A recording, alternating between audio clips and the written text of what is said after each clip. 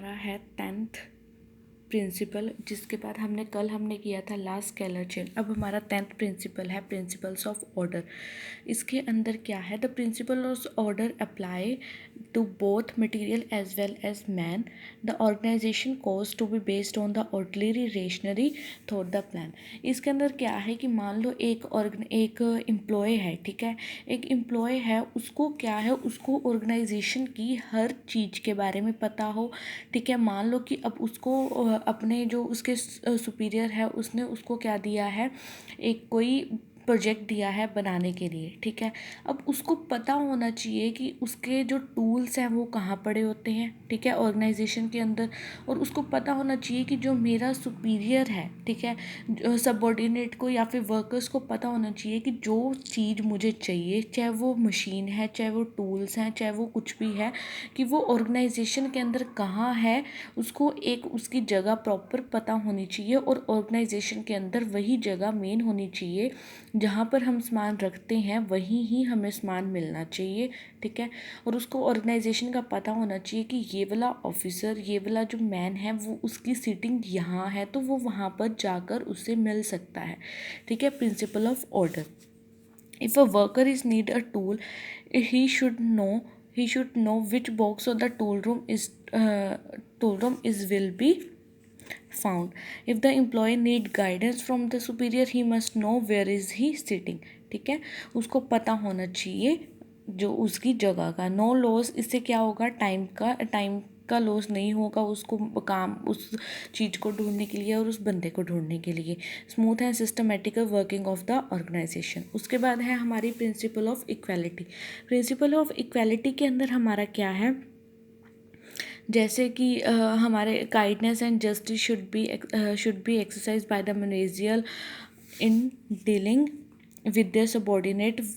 This will be infuse loyalty and devotion among the employees. For future equality does not mean a total absence of force of the harness. It times there will become a necessary for the, इसके अंदर क्या है, जैसे कि हमारे workers है performing similar job should be paid at veg.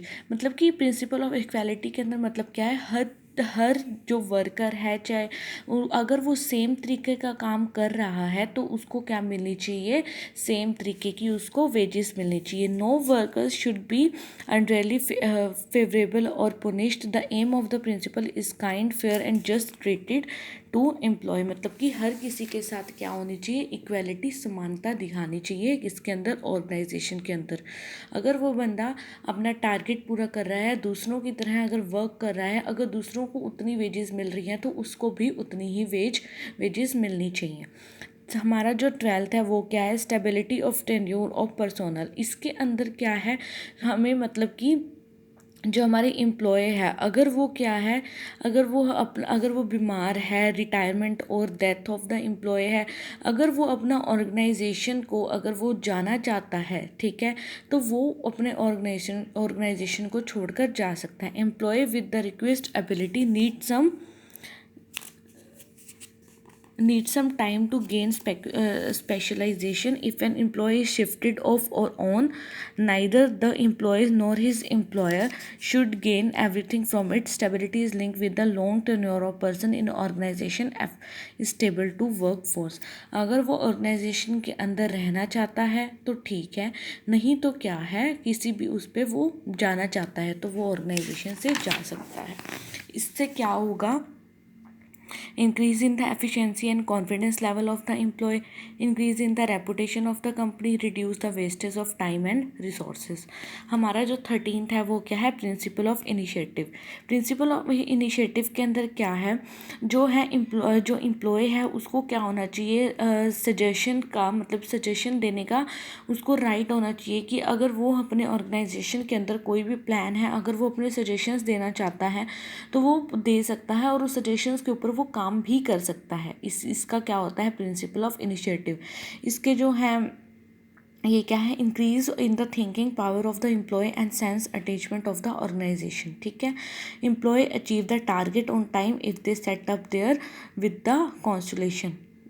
उसके बाद लास्ट हमारा क्या है, एक्सिप्ट दे क्रॉप्स, एक्सिप्ट दे क्रॉप्स के अंदर क्या है, जो फोयल क्या कहता है, जो हेनरी फोयल है वो क्या कहता है कि जो ऑर्गेनाइजेशन के अंदर क्या है, हमारा एक जो एक रिटन कम्युनिकेशन बनता है, रिटन कम्युनिकेशन ना बनकर क्या बनना चाहिए, हमारा फेस टू फेस कम्युनिकेशन बनना चाहिए, किसके साथ, वर्कर्स के साथ।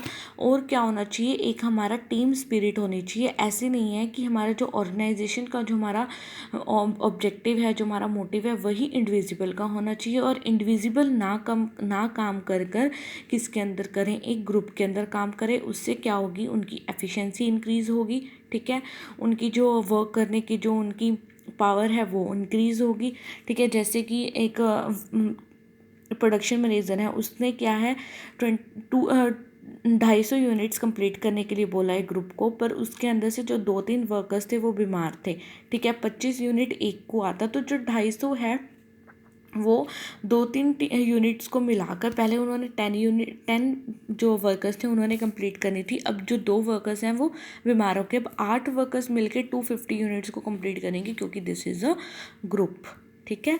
अब इसका क्या है, motivation of work on with team spirit, achievement of group गोल और एम्प्लॉयज़ डेवलप स्वीट रिलेशनशिप, मतलब कि उनके बीच में जो रिलेशन है वो अच्छा बनेगा। ये इसके शॉर्ट क्वेश्चन आंसर।